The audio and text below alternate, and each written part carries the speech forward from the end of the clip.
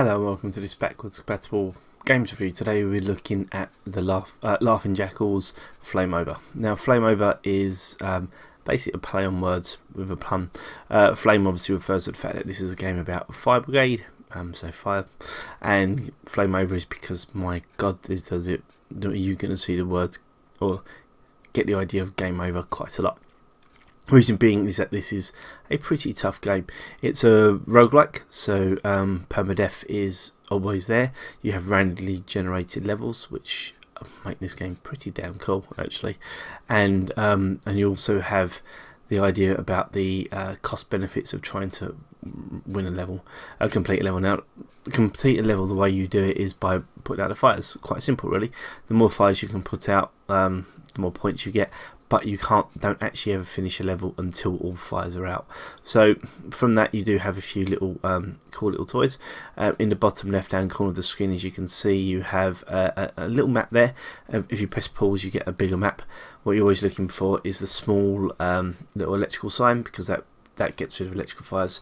On the top right hand side, you have your hearts, so this is your lives. Left side is money, so every time you put out a fire you get some money. And on the bottom left is both your hose, so how much water you have. As you can see, it starts to move down as I spray water, and also you have your extinguisher as well. Now the extinguisher is great because that's more for electrical fires. Unfortunately, there is a little bit of a balance, because the when you use the extinguisher, it doesn't keep fires out.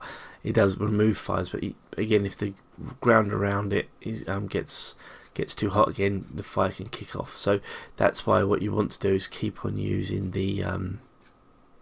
a combination of both. Now at the beginning you can turn the tips off, but the tips will tell you whether an area needs to have a hose, which is controlled with the right stick, or if you want to use the extinguisher used with the left, and that's quite a nice little touch. You can turn the hints off, but I do suggest at the beginning to keep them on, because it really will help you to do quite well. Now, as you can see, as every time I'm dying, basically, you can see that I'm losing lives, which is a bit of a pain, but that's one of those things that, again, a roguelike will always do for you. So unfortunately, I've lost 2 hostages in there. Now, as you see, there's 2 people that I could have saved.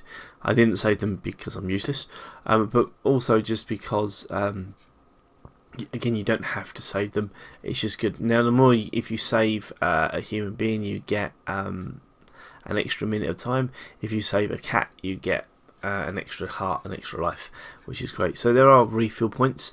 If you refill back at your base, you basically will charge it up a lot quicker. And as you can see, so far, I've got like 500 odd pounds just from completely going around and trying to get rid of these fires. So that's the base of the game. Now, what's great about it is that random generation. As you might have seen at the beginning, it did take quite a lot of time for the game to actually load, but that loading does allow this crazy thing where you think you're going to learn a level. Unfortunately, the answer to that is Sunny Boy, not a chance, because all that will basically happen is you'll get beaten. Now, and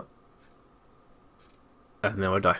So again, a little bit of a silly move, but it shows you how quickly you can just basically lose your life in this game. So it is pretty tough, but I'm absolutely loving it. So the controls on the Vita are absolutely spot on.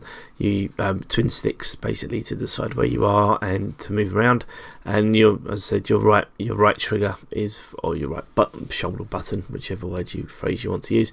Your right shoulder button is there to spray either the extinguisher or the fire or the water. Now, what's quite good is that you do have this ability to buy upgrades. Now, what you do is you basically get tokens. You get tokens from saving particular people and then completing other little challenges within each level.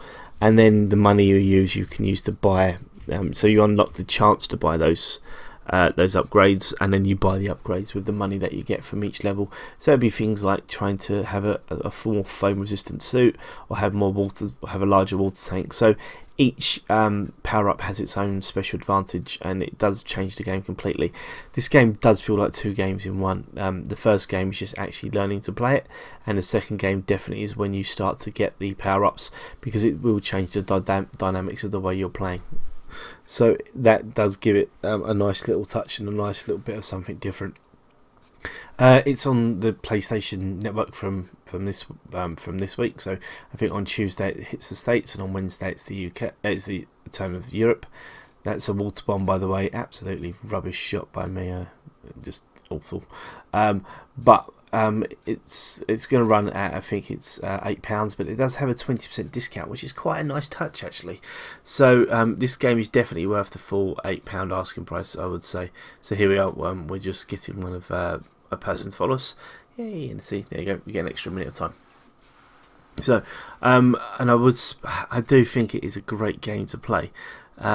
It's hard, it's tough. Now, if you don't like the twin stick idea of a game, then stay away. It is purely a twin stick shooter.